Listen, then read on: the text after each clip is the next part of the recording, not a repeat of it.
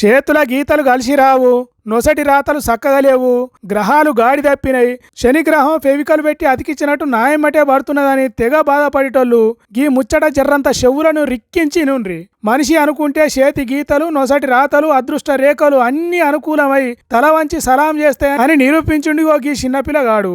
అబ్దుల్ సలీం అనే 10వ తరగతి చదివిన గీ పిల్లగాడు 2013లో సెక్యూరిటీ గార్డుగా జోహో అనే ఓ సాఫ్ట్వేర్ కంపెనీలో చేరిండట.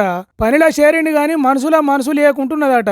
నేనెందుకు సెక్యూరిటీ బట్టలు వేసుకొని గేట్ కాడ కావాలి ఉండాలి, ఈ కంపెనీలో పనిచేసేటోళ్ళు మెడల ఐడి కార్డు వేసుకొని సాఫ్ట్వేర్ నౌకర్లు ఎందుకు చేయాలి అనేది మనసులో తట్టిందట. అప్పటి నుంచి ఖాళీ టైంలో సాఫ్ట్వేర్ నౌకరు చేస్తున్న పనులను పరీక్ష పట్టి చూసిటోడట. దాని గురించి యూట్యూబ్ లో ఇంటర్నెట్ లో చూసిటోడట. అట్లా ఒక్కొక్క మెట్టు ఎక్కుకుంటా సాఫ్ట్వేర్ నౌకరు చేసేటోళ్లతో సమానంగా పనిచేసే స్థాయికి చేరుకున్నాడట. ఆ కంపెనీలో పనిచేసేటోళ్ళు కూడా అబ్దుల్ సలీం పట్టుదల చూసి సాయం చేసిండ్రట. అట్లా నేర్చుకొని అదే కంపెనీలో సాఫ్ట్వేర్ నౌకరికి అప్లై చేసుకొని కొలువు కొట్టిండట 2021 నాటికి.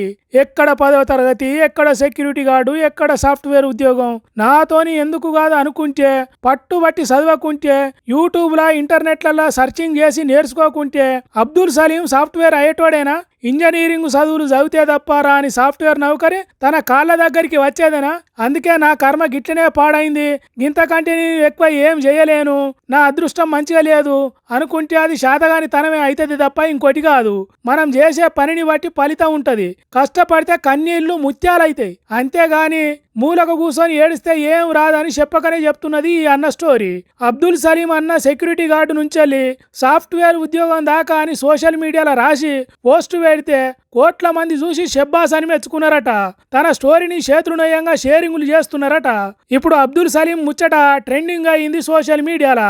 దేశం మొత్తం తిరుగుతున్నది. మనం కూడా మెచ్చుకోవాల్సిందే కదా.